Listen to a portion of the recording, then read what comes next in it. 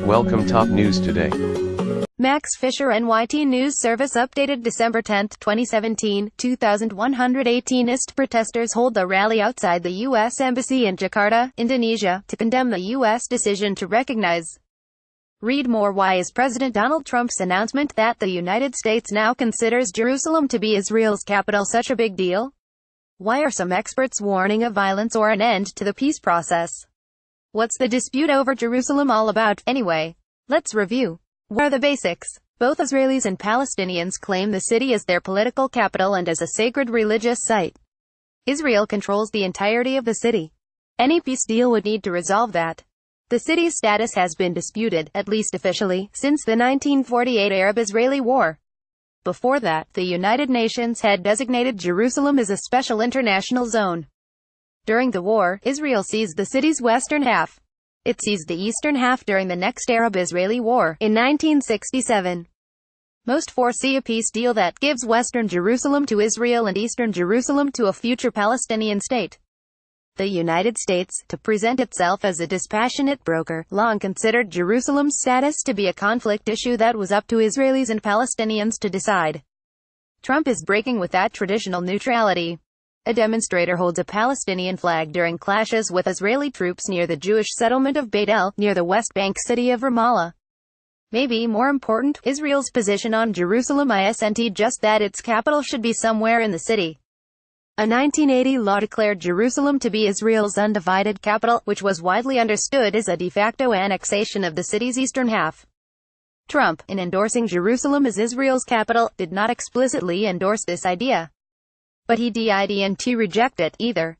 Nor did he say that Jerusalem should also become the Palestinian capital.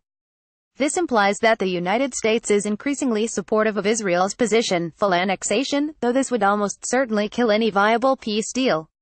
Why does it matter if the U.S. takes sides? The United States has, for decades, positioned itself as the primary mediator between Israelis and Palestinians. Neutrality ostensibly allows the United States to remain a credible arbiter and keeps both sides at the negotiating table. U.S. diplomats tend to consider neutrality a bedrock principle and essential for peace, and see Trump's announcement as an alarming break. But the policy of neutrality has grown contentious in American politics since the 1980s and the rise of the evangelical Christian right as a political force. The movement's pro-Israel positions, strongly in favor of Israeli control of Jerusalem, have roots in millenarian theology as well as more straightforward identity politics. Still, a number of Palestinians are themselves Christian, and Jerusalem's Christian leaders objected to Trump's move. Evangelical Christians have been joined by a subset of American Jews and others on the political right in arguing that the United States should overtly back Israel in the conflict. This position hardened during the Second Intifada, a period of vicious Israelo-Palestinian conflict in the early 2000s. This debate has often played out over Jerusalem. Presidential candidates will promise to move the U.S. Embassy from Tel Aviv to Jerusalem, thereby recognizing the city as Israel's capital. But once in office, the new president will forestall the move, explaining that peace should be given a chance. Trump actually went ahead, though only partly, because he will not move the embassy right away, implicitly endorsing an American shift from neutral arbiter to overtly siding with Israel. Has the U.S. really been neutral? That is not really the perception outside the United States, particularly in Europe and the rest of the Middle East. Much of the world already considered the United States a biased and unhelpful actor, promoting Israeli interests in a way that perpetuated the conflict. Partly this is because of the power imbalance between Israelis and Palestinians. Because the far stronger Israelis are the occupiers, and the United States is seen as a steward, the Americans are sometimes blamed, rightly or wrongly, for that imbalance. Partly it is because of domestic politics that led American leaders to pronounce themselves as pro-Israel while pursuing policies intended as neutral. But it is also due to a decades-old U.S. negotiating tactic. The last three administrations, led by Bill Clinton, George W. Bush and Barack Obama, all believed that they needed to grant Israel concessions to make Israeli leaders feel secure and comfortable enough to make their own concessions for peace. So Trump's move, though he does not describe it this way, is arguably in line with past American strategy. And it is seen abroad as confirming long-held doubts about American leadership, rather than as drastically new. What happens now? protests, which sometimes grow violent, have been a common Palestinian answer to perceived provocations, particularly on issues related to Jerusalem. The Palestinian view is that Israel's occupation should be made costly and uncomfortable if it is to ever end. Demonstrators set U.S. and Israeli flags on fire during a protest against Trump's recognition of Jerusalem as Israel's capital, in Istanbul. As for the wider Arab response, the United States is just not very popular or trusted in the region.